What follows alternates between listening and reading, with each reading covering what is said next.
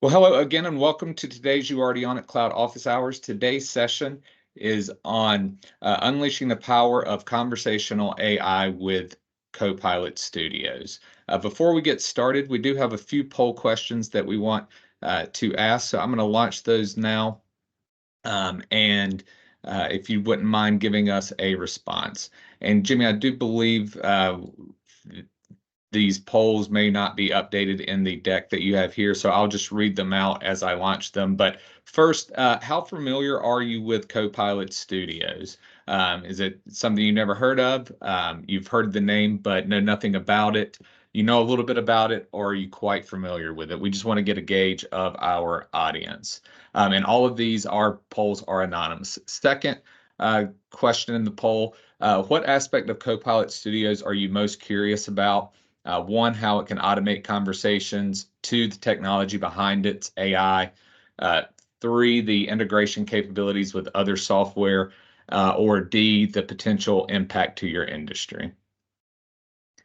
Next is, how do you envision using conversational AI in your role? And Jimmy, this one isn't pictured, so I'll just read it out. But to provide customer support, to streamline internal communication, to gather user feedback, or not sure. And then lastly, what challenges in implementing conversational AI concern you the most? So if you take a few moments to submit those, we'd love to get that feedback and make sure that we're tailoring our conversation to that. And it looks like quite a few folks have responded already. So you can continue to check that in the poll. So before now we will get started. I'll introduce our guest speaker today, Jimmy Briggs. Jimmy has over a decade of experience in this field, the Power Platform, and is a regular here on the You Already On It Cloud Office Hours. Very excited for him to join us today. We're going to do a quick Copilot Studio overview. We're going to discuss some best practices for Copilot Studio. And then Jimmy's got a very exciting demonstration that leverages really all the capabilities of Copilot Studio. And then we did save some time for questions at the end. And as I mentioned earlier, this is recorded. We will be sharing the deck. There will be some helpful links attached to that at the end of it. With that said, I am going to turn it over to Jimmy. Thank you so much, Casey. And thanks everybody for your attendance today. I'm really excited to share some of the information that's coming up with Copilot Studio that Microsoft has slated for release 1 this year, which should start in April of 2024. And I'll recap that date towards the end of the presentation. There's only a few slides that we're going to get through pretty quickly, hopefully. And then after that, I'm going to jump right into our demo. We have a couple of different scenarios with chatbots that have been built out using Copilot Studio. I'm going to provide an overview of those experiences from the user and the administrator perspective, as well as some of the enhancements and some cool ideas that you can do that are now possible with the generative AI and with that integration and collaboration that Microsoft has. To start things off and just talk a little bit about Copilot Studio, it's formerly known as Power Virtual Agents. So if you have experience in the past, or if you've been a part of other You Already Own It sessions or come across other learnings in your Microsoft experience in the Power Platform, you might have seen chatbots and the chatbot capabilities of Power Virtual Agents. And just know that Copilot Studio is now the evolution of that product. So that terminology, it might be kind of interchangeable right now as that evolves and gets released out into general availability and further on past that as well. The comprehensive authoring canvas that allows you to create chatbots using Copilot Studio. It has real-time testing and tracking, which we're going to demonstrate, and how you can see whether or not certain responses and interactions with users fall into specific topics that you generate and that you configure, or whether you trigger some sort of fallback action where it can take care of other user answers that might not fit what's been planned for or expected. It's an all-in-one center for managing the chatbots and integrated services, as well as publishing channels. So from the authoring canvas itself and inside Copilot Studio, you can both publish your chatbots, configure different topics, as well as set up security and authentication practices, and also deploy that chatbot out to a variety of different channels, both internally to Microsoft, like Microsoft Teams, and Power Apps, Canvas app, model-driven apps, as well as web publishing for intranet sites, maybe homegrown products or services that you might have within your organization, as well as Power Pages sites and so on, and even Slack and some other third-party applications. So there's a broad range of integration and applicability with the chatbot experience that you can create inside of Copilot Studio. And also you can create kind of one chatbot and then deliver that across multiple different resources, which is great. Another good addition with the authoring canvas is that you can copy and paste across bots and topics and export and import topics. So if you have multiple chatbots for very specific nuanced situations, but maybe there's a certain type of answer or a certain type of response or a condition set, with a few clicks, you can copy and paste that from one experience to the other. This would be similar to the clipboard functionality that you might have already experienced within Power Automate as well. And then there is immediate integration with Power Automate. So as you're generating and building out a chatbot inside of the Copilot Studio, there's the capability to then trigger and also create Power Automate cloud flows, which are an integration point across a variety of both Microsoft and third-party offerings. So you can really connect the chatbot experience across the board. Generative answers is really part of what we're focused on today, and this is providing answers to chatbot-related topics and questions by using generative AI.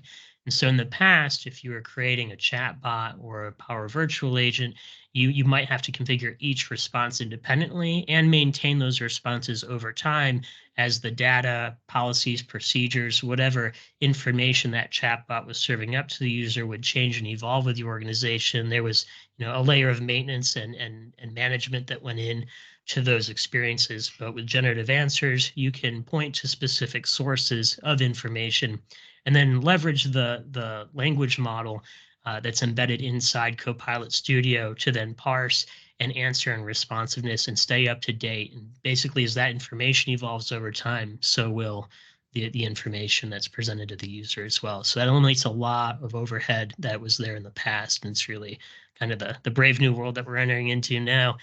Another interesting thing with generative answers is that you can extend those and omit specific answers from certain parts of generative AI. So if you had multiple sources loaded in to a chatbot, but there's one specific answer or topic that you don't want to use a specific subset of that source material, you can define that by customizing it inside of some of the code and the configuration of those individual units as well.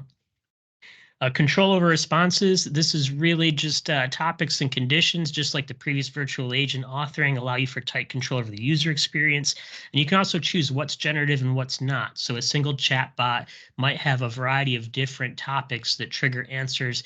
And there's some answers that maybe you don't really want it to go and be generative. You have very specific replies and actions and conditions and maybe prompts for the user, or maybe Teams adaptive cards or just adaptive cards in general that you want to surface regardless of what generative capabilities there are. That's still there. So it's not going away. There's just an alternative now, which is to provide that AI experience. And then in addition to generative AI responses, there's entire workflows that can be automated with integrations across the board. And this will be part of our demo today, is really thinking about, not just being able to supply answers, regardless of what kind of questions a user might answer related to the data that's been loaded in, but also what's the next step for that? And how can you create an actionable experience and kind of close the loop on some processes or provide alternatives to users rather than the traditional, maybe like reading a PDF and then filling out an email or a form and sending it off to a team for processing. But how can you kind of bring that into the fold of this experience by leveraging both the generative AI capabilities of Copilot Studio in tandem with other services that are interconnected into that experience, such as Power Automate, Microsoft Approvals, Teams, and so on. So we'll be touching on that as well. I gotta advance my slide here. All righty. So, and then in addition, we're going to talk a little bit about best practices. So really focusing on immediate value. And that is, as an organization, if you're going to get into Copilot Studio and creating chatbots, it might be looking for the low-hanging fruit, looking for some immediate easy wins that you can start to get involved and start to play and build an experience and get familiar with the Copilot Studio without taking on something that's, nuanced and full of scope. Maybe start with something a little bit easier. Establish role clarity is really decide who's going to be involved in the Copilot Studio authoring, who's going to own parts of that chatbot administration. And then also think a little bit about maybe a pilot group or a test group as a subset of users to go through some of the learning with Copilot Studio before you go with an org-wide release. And that way you can really get the best experience for everybody in your organization or within your industry, or if it's, an external chatbot with that user base that might interact with it before it rolls out fully, because there is a lot of iterations that you can do and improvements, and based off of how users might just interact differently based off of what they're engaged with. You want to kind of establish that out. So that's kind of role clarity there. And then planning for human oversight.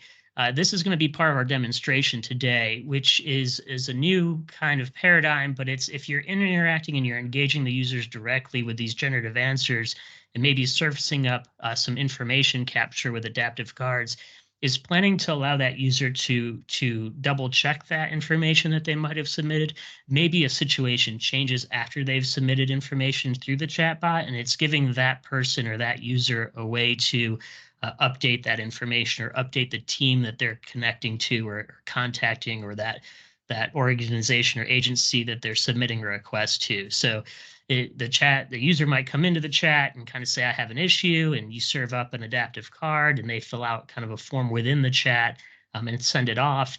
But then maybe something changes, or maybe they forgot something, or maybe you want to give them an opportunity to double check what they entered. And so that's really what planning for human oversight is it's putting in key points along the process where individuals can review or make changes or modify their information, eliminating some of the need for back and forth, and kind of trying to smooth out some of the potential follow-up that might occur.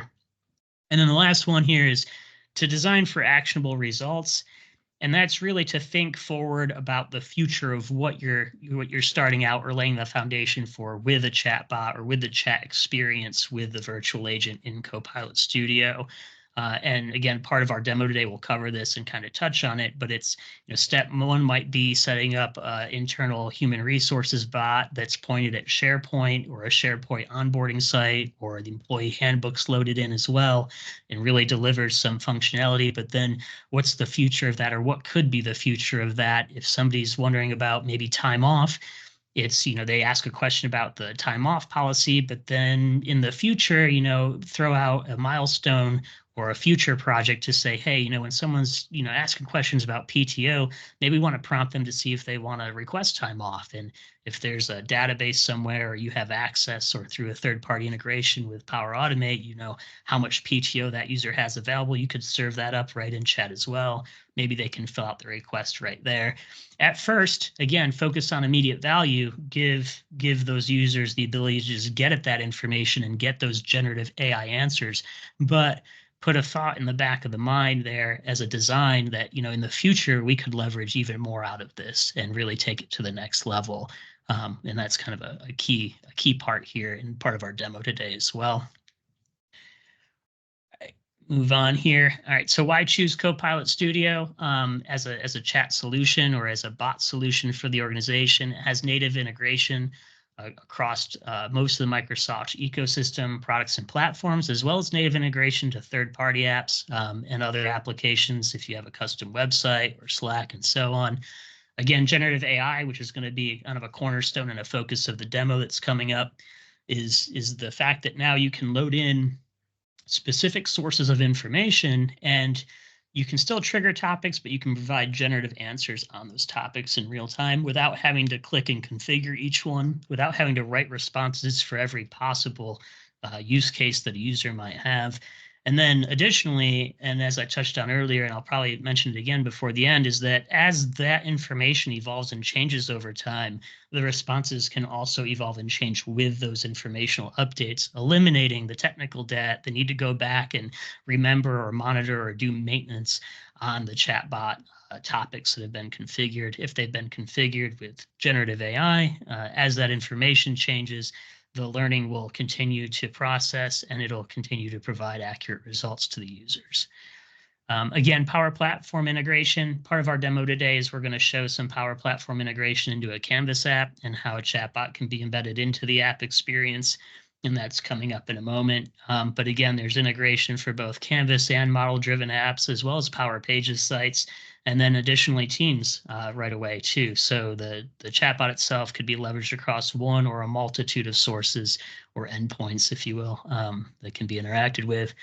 And then OpenAI collaboration is down here as a bullet point as well. And so if you're making use of services such as Azure OpenAI, those are all able to be integrated into the generative answers as well, in addition to public and SharePoint websites and documents that can be loaded. And so we're going to kind of touch on that coming up. So that, like I said, really brief slides. And now we're going to be into the demo, which is what I'm excited for today. And so on my screen right now, you should be seeing the Copilot Lab environment that we have spun up. This is a sandbox inside of Microsoft's Power Platform. I've created a solution to kind of house my chatbots inside of it. And there's a couple of bots here that we're going to take a look at. And I'm going to jump right in. I do want to mention, if you are going to come in and just click new and go to chatbot and try to launch a new chatbot from scratch, because this is a getting started, we want to kind of provide some additional information here. And give you some help to avoid any kind of gotchas. This first screen is going to ask you to enter in a website to provide the generative answers. You can click create. This isn't required, and you can skip this step. But if you do, there's a spot where you then have to go and set the chatbot to provide generative answers, or else it won't. And so when you're in your chatbot under the settings, under generative AI, there's a flip switch down here on the bottom that says boost conversation with generative answers. So if you do create a chatbot, if you leave this talk today and you're like, I'm excited, I want to go play with this right away.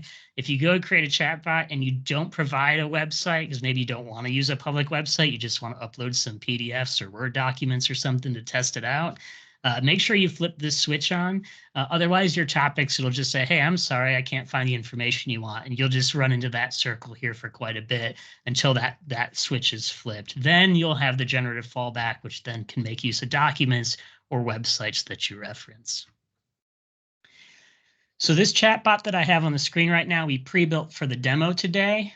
It has a source to a public website, and this is the state of Virginia IT policies here. I've got my Teams. I think that's tab 6. Nope.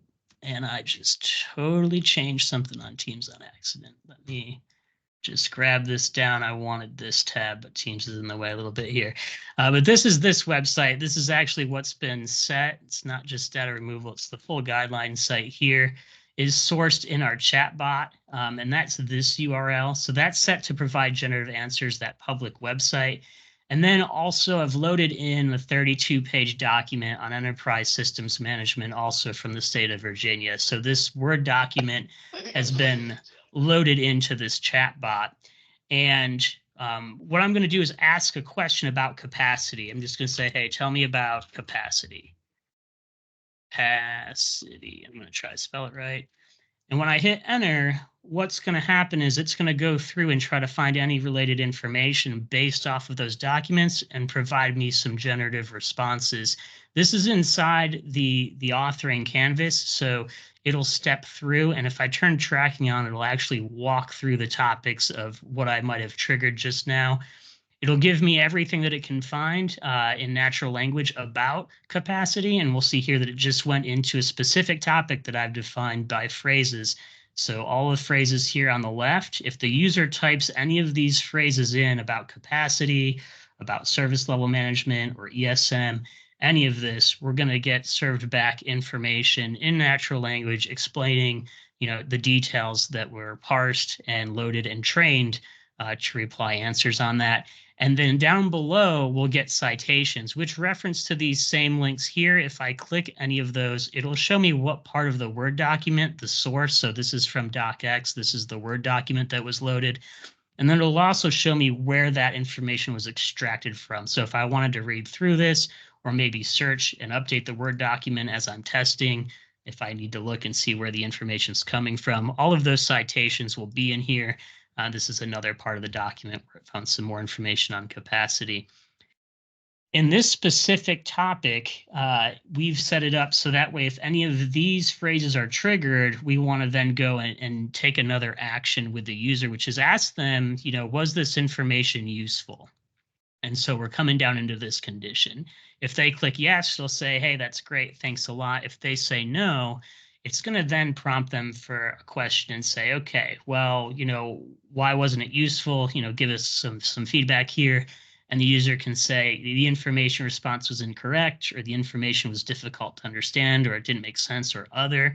So for here, I'm just going to say, hey, like maybe it's other, and I'm going to say, it'll say, hey, please provide some feedback, and we'll relay it to the quality team. And here I could say, I think it would be useful to have more examples included. Right, and I can hit send.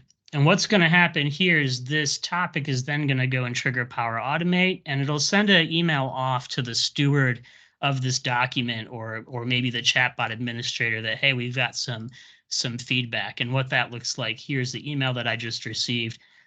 As the steward, or as the owner of that document, or the owner of this information, or maybe the chatbot administrator, I have, Jimmy Briggs has sent feedback. The option they chose was other, and the additional notes is, I think that there'd be more examples to be included would be helpful there. So then based off of that, I could then take action, maybe update the document, maybe take that user feedback and, plan it for other feedback that we collect, and things like that. The reason I'm showing this is that the generative AI really provides the answer. It parses that entire document. It does the legwork of creating the response. I don't have to go and make dozens of topics related to every page in that document, or every topic that document covers. I can just load the document, wait a few minutes, create a topic, and then have it trigger. But around specific things that are listed here, maybe we do want to collect feedback from the user. Maybe we want to find out or refine a specific core subset of topics as an organization. And this process would then allow us to do that by defining a set of triggers and phrases to listen for.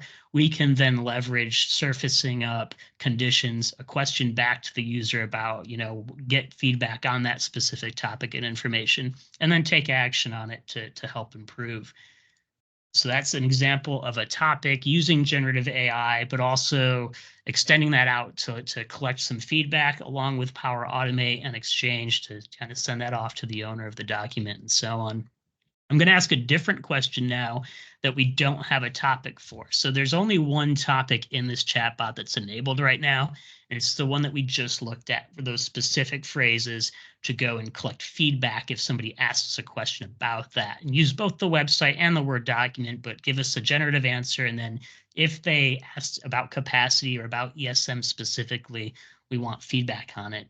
This next question isn't part of that collection, so there's no topic for this. It's going to fall into just generative AI as a conversation booster, as a fallback source to take the user's question and then give them the best possible answer based off of what's been configured for this chatbot.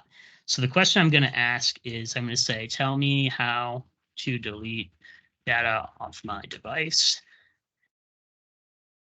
And what should happen here is that the large language model is then going to look at those sources. It's going to find the Virginia website page related to the best practice or the policy of how data should be deleted off of devices and provide me a meaningful response. And then in addition, the source here, if I were to click this, this would open a new tab directly to the web page of where that was referenced at. So that I can go through and read further if I wanted to there. So again, I don't get feedback. I don't get the question of was this useful or not. That was only because of the other topic that was configured specifically to look for those keywords and provide that experience to the user. Still leveraging generative AI as an answer, but that other one was kind of designed to get feedback and collect and leverage that process and kind of take it a step further. This is just the fallback. So it's using conversational boosting with generative AI, and then it's processing that as well, and giving us, this kind of a UI. Now, where this can be used at, so I'm showing you inside the studio where we test, and where we this is where you design your topics and work through different actions and different Power Automate and adaptive cards and other integrations that you might have with the chatbot, as well as publishing and channels. So this is inside Copilot Studio. Where you could take this bot, though, is somewhere like in an app. So this tab here I have set up to be a Canvas app. Again, I can ask the same question, like, tell me how to delete. And I'm sorry for the small size on the screen today. Data off my device.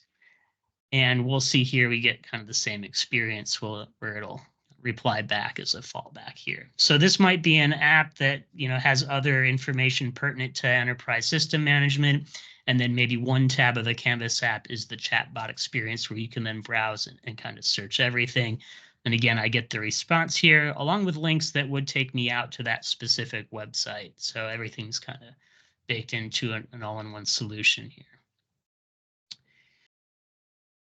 And so now I'm going to jump off of this chatbot into a different chatbot experience. And for this help desk assistant, the way this scenario, and I've kind of set it up for today, is that this might be a chatbot that's pointed to SharePoint for employee onboarding. It might include things with like the PTO policy, standard holidays for the year, your general kind of employment one-stop shop benefits, 401k questions, but also maybe different security policies and stuff.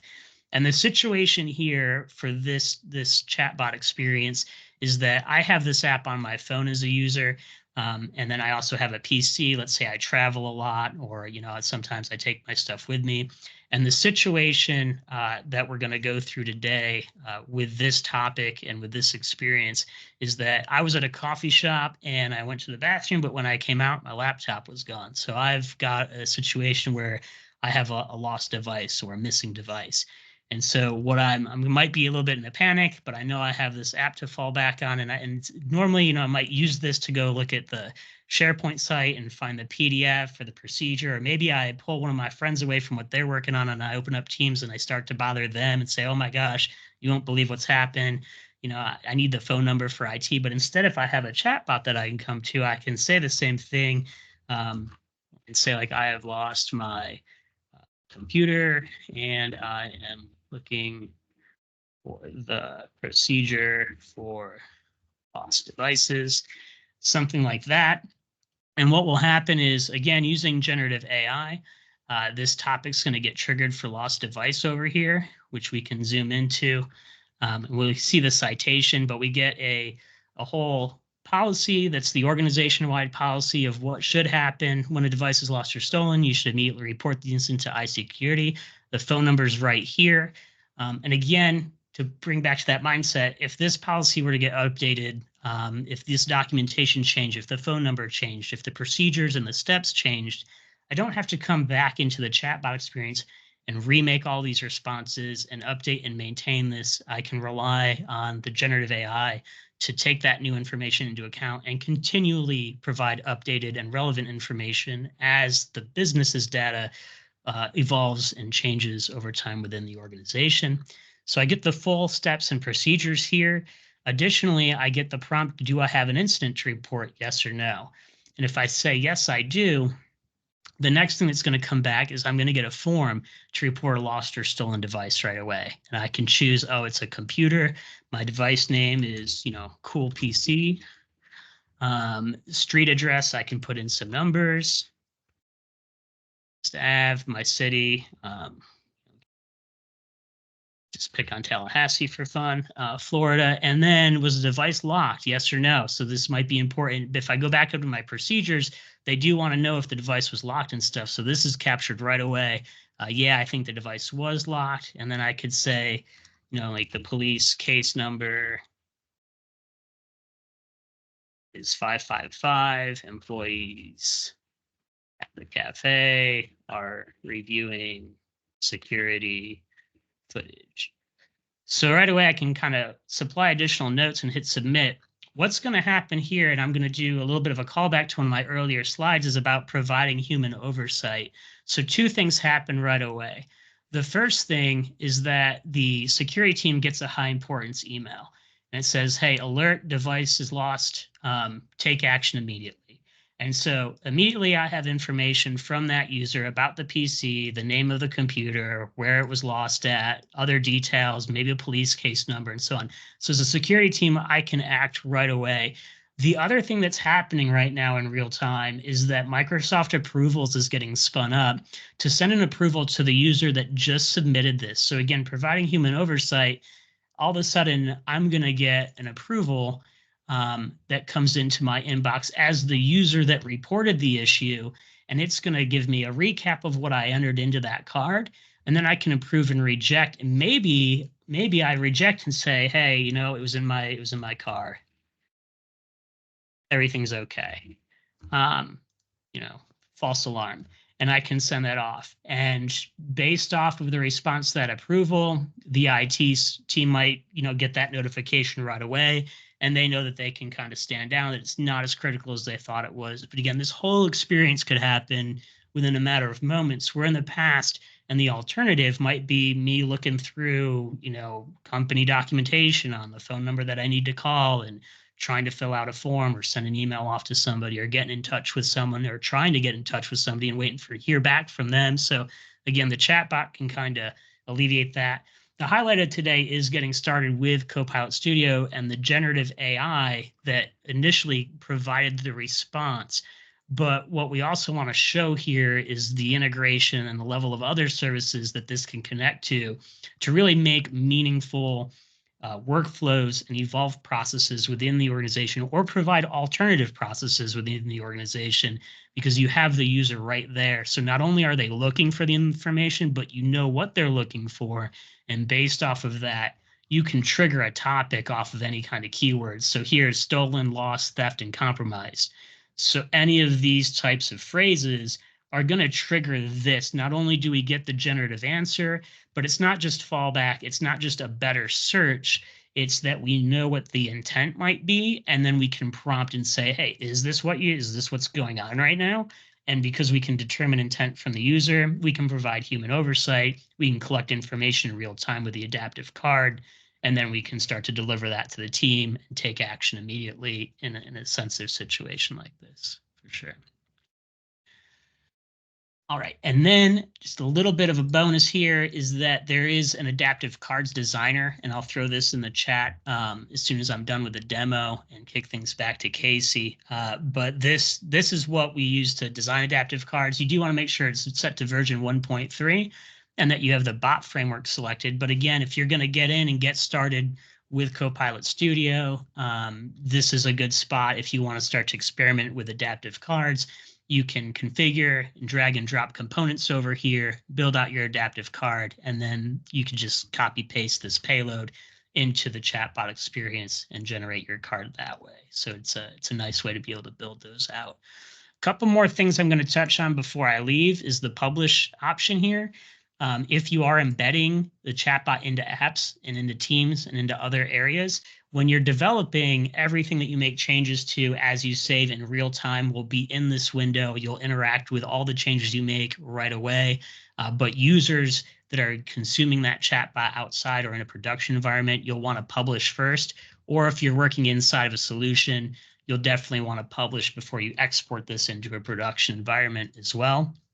And then not so much related to the generative AI part, but just to touch on the existing capabilities of what's formerly known as Power Virtual Agents.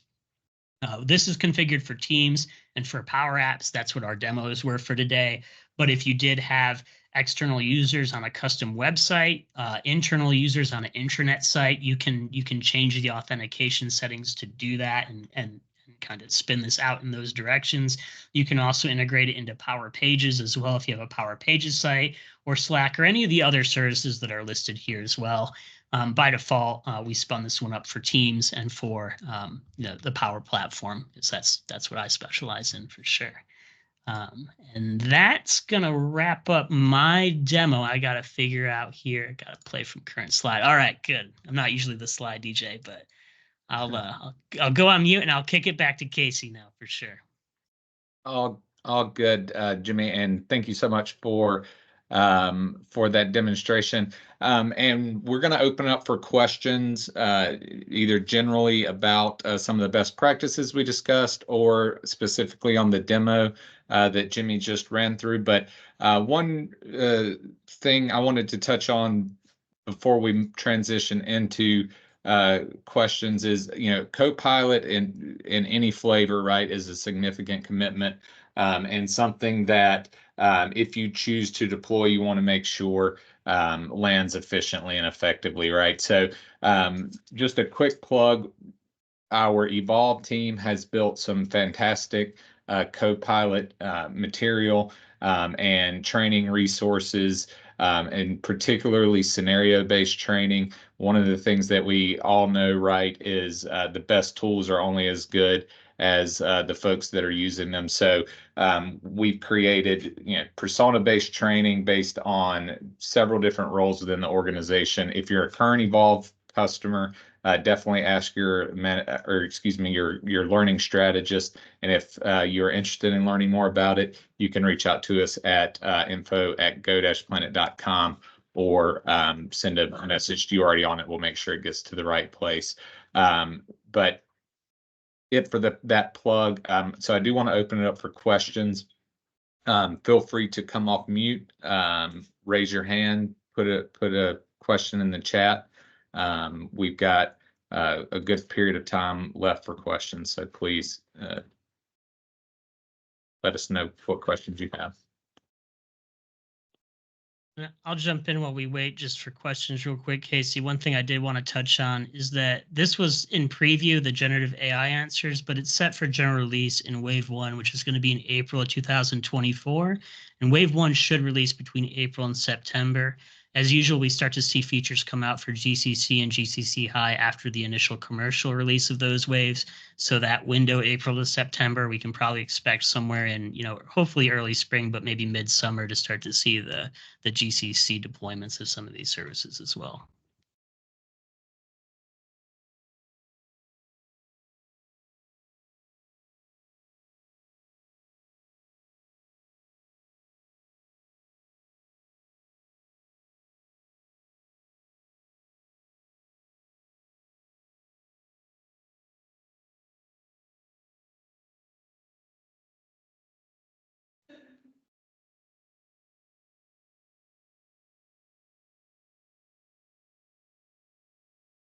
Well, I see a question in the chat about who's the target audience for this on this call.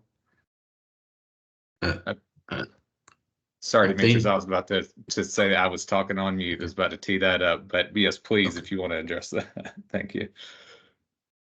Yeah, I think the target audience, I'm sorry, it's Demetrius Rogers, and Chief Technology Officer here at Planet.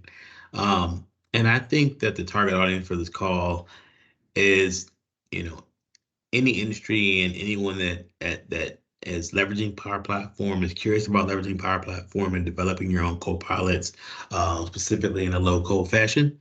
I think this material is applicable across industry, and one that we've seen with a number of our customers in various sectors. So I don't think it's geared for education, state government, or commercial. I think it's geared to all. Hope that answered your question.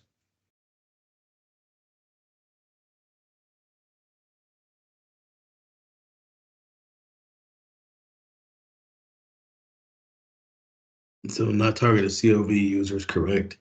So I believe it's Gov users. Yes, Gov users is definitely a part of the topic. I mean, can leverage Copilot Studio as well. That was the example that Jimmy put in the chat, where we have government clients that may want to say, I need to create natural language bots for my internal users. So yes, it can be targeted to Gov as well. No, not specific to Commonwealth Virginia users, but they can leverage it, obviously.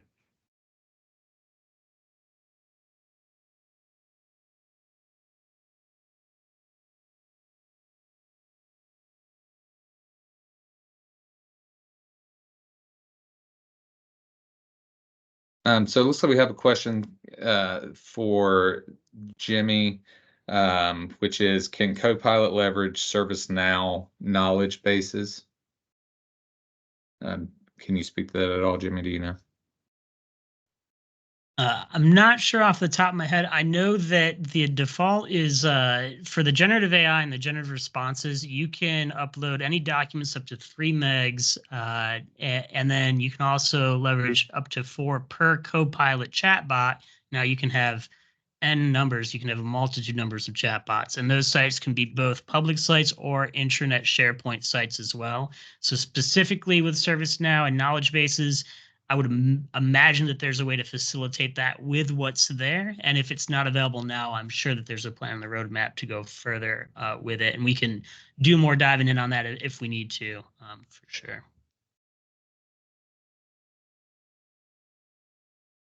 An adaptive card can be configured to display generative data. I see a question about that. So when a generative response is created, that information, that message is set to a variable. And then you can then include that variable into an adaptive card if needed. So it does take, it's a little bit advanced configuration inside the Copilot Studio, but it's not terrible. It's just setting up a variable to capture the generative response that was produced and then to place that into the adaptive card using the variable system that's in there within the actions inside the Copilot Studio authoring the app for sure.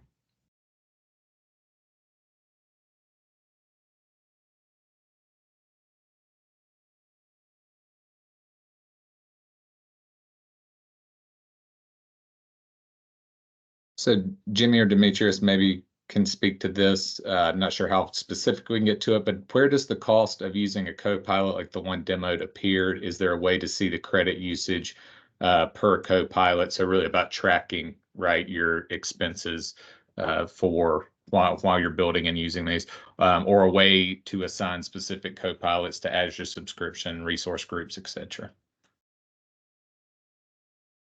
I can jump Sure. in. Yeah. Go ahead, Jimmy. I'll let you go first now. All right. Yeah. Follow up, please, as needed for sure. What I demoed today was Copilot Studio, and that's making use of the Copilot Studio licenses that are available within the Power Platform. And so I believe, now I'm not a licensing expert and I might get numbers wrong here, so full disclaimer, but I believe it's about $200 a month per tenant, and that's for 25 user licenses. Those are the makers that are going to be authoring the Copilots, but those users also need the correct licenses to be involved in that tenant within the Power Platform as well. So whether that's a specific e-numbered license or one of the other enterprise licenses or another license for Power Platform to use in conjunction with some of those services, because I did use things like approvals. There was Power Automate involved in that demo. There was also a Canvas app that I showed in the demo as well. So the Power Platform license of that user would have to be in place, and then also a tenant license for that. That is for the Copilot and the generative AI experience that I showed today. And just again, I am not a licensing expert, so if I do have that wrong, apologies in advance for sure. Yep. And in terms of when you start, you can obviously connect Copilot Studio into Azure OpenAI. And I believe that's where this conversation, that's where the question is going, is where, hey, how can we gauge what's the cost associated from an Azure perspective and your subscriptions? That will depend on the tokens, right? And so how many tokens are leveraged, and which also goes into making sure that from a prompt engineering standpoint, you're making the best efficient use of your Copilot, of your Copilots and your users or prompt engineering. So it's not a singular cost. It's really based on token use if you're tying custom created Copilot into your Azure OpenAI subscriptions. And I'll just jump in. What I demoed today was not touching anything with Azure OpenAI subscriptions. Those were just based off of what's available inside the Copilot Studio. So outside of that, you are able to upload documents up to 3 megs for generative answers and the 4 sites, which I explained a little bit earlier. Another example, too, in my learnings in the previous month or so, I had a 500-page document from a different kind of organization that I was trying to play around with, and it was 30 megs as a PDF. But using Adobe, I truncated that down into a text file that was like maybe 2 megs and was able to load that in as well. So because it doesn't need to be formatted and have photos and all the other stuff that goes along with it when it's being used for generative AI. So there are creative ways to be able to slice and dice documents and load those into the generative AI experience as well, for sure. And Jimmy, you may have already touched on this one, but just to make sure, can an adaptive card be configured to display generative answer data? Yep. Yeah, that I did. And so when a generative answer is produced, that's assigned to an output variable inside the topic that it's landing in. And so as long as you're identifying it within a topic to take action on that engagement with the user who's actively chatting with the chat bot, you can set up variables and you can save that message or that response into a variable. And then in a subsequent action, when you're putting in the adaptive card, you can supply that variable into the adaptive card as well. Document formats range. I know for sure that Word and PDF and text files are completely available. I know that's my short list off of memory, but there's documentation on more documents. If there's a specific format you're looking for, I can try to do some quick research here for sure. Yep. And if you want to do some financial analysis, you can do that from an Excel spreadsheet as well, I'm sure, depending on what your use case is going to be.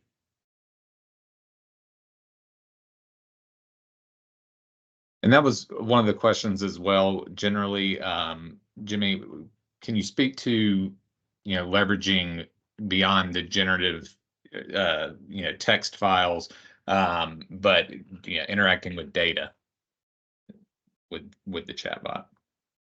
Yeah, so the generative AI can do different. I'm trying to think of the right word here for it, but computations on data as well. We didn't include that in the demo, and we can definitely explore that further in the future for sure. There's a question also about max size. That's going to be 3 megs per file. And then the alternative, though, is to use maybe like a SharePoint site, in which case it'll crawl, I believe, the whole site as well. And you can have up to 4 sites. And that's it's 3 megs per file in that chat bot. But you can also have multiple chat bots. So I had 2 different bots in this solution today for 2 different scenarios, and I didn't want any overlap or fall back into enterprise service management when I was asking questions about device theft and so on. So we had a kind of custom branching there, but I used 2 bots to kind of separate and delineate those experiences, and you can kind of do the same based off of any sort of document limitation or any other kind of site limitation. So if you've reached 4 sites limits or you need a 5th site, there's the opportunity to maybe rethink about how those bots are targeted towards which audiences in a way to maybe break those apart differently. I personally have not done any deep experimentation with the computations as far as math or doing data analytics on it. I have done that in Power BI using other Copilot services that Microsoft provides with Power BI.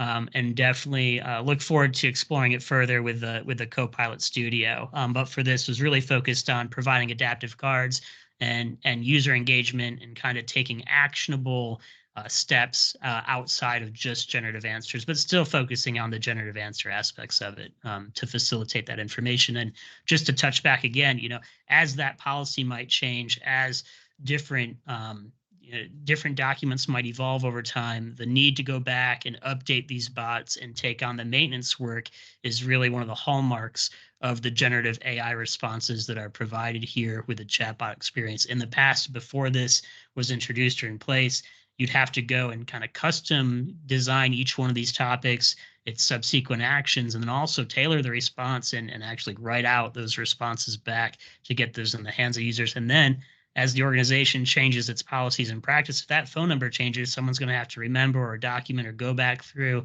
all of the bots that might have referenced that number or that response about the theft policy and make changes and update that. That's no longer the case now in the future with the generative AI. Is like we can just have a document that sits out in SharePoint or have a site or have the policy set up in our employment onboarding center. And as we make changes and evolve as an organization, our chatbot evolves with us instead of us having to take on the technical debt and the maintenance work that's involved in that process. So I don't want to gloss that over here. That's kind of one of the key points, but easy to get lost with all the stuff that we showed for sure.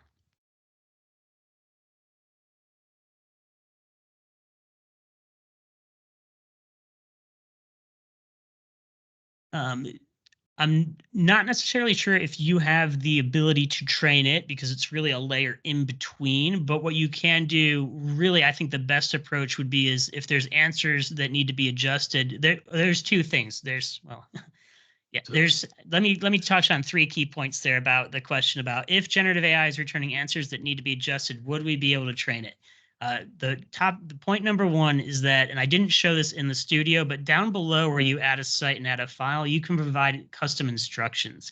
And that's global custom instructions for any generative answer that's supplied by the bot. So you do have a buffer, you have a layer of specific instructions where you can control the prompt and the context of what that user is going to experience when they're engaging the chatbot. That same custom instruction area is available as a per action entry point. So if you have a topic that is providing, or a topic that's providing multiple generative AI responses, you can go into each specific individual response and provide custom instructions for each one. And then as a third spot or third talking point there is that you have the ability to do both of those custom prompts, but then also you can explore and kind of use tracking and use the analytics that's available inside Copilot Studio to maybe figure out, what's generating that invalid response or that response you don't want, and instead direct that over into a different topic where then you can provide, maybe it is a hand done, like maybe it is a custom response and generative isn't the answer. It's a very hypothetical use case, but there's opportunities to really explore and collect information, maybe with a smaller test group, as I mentioned. So doing a full rollout right away, use a small test group. You come across one situation where you're not seeing that generative answer that you want from a specific topic, try a custom instruction, on the action that's providing it, or spin up a new topic and figure out what phrases are triggering that response to not be correct, and then guide that process in a better approach underneath the topic that pulls that out of just maybe a fallback or a different topic that it's combined with. So there are opportunities to really get in and hand tailor depending on how much and how many topics you want to create and so on, for sure. Hey, Jimmy, there was a question, and we can't talk to the cost perspective of this, but what we can answer is because you have to talk to your Microsoft rep, but there was a question in terms of what licenses would be needed. It says, so for looking for basic chatbots, what license will be needed for the Power Platform if they don't use Power Platform today or Power Automate, what license they would need to get to create a chatbot in Copilot Studio.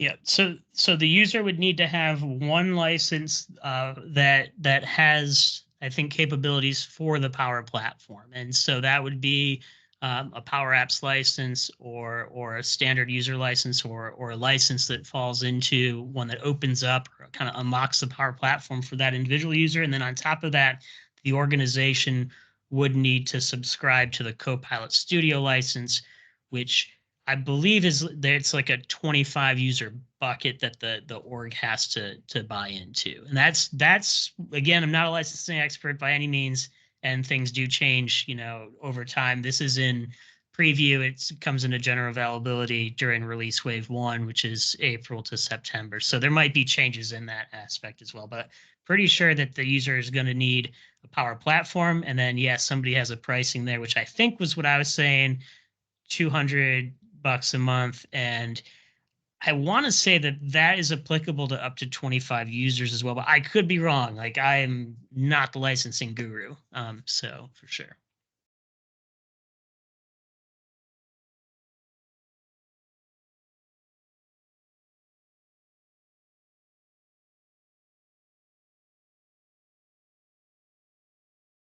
Looks like we got a couple more questions, Casey.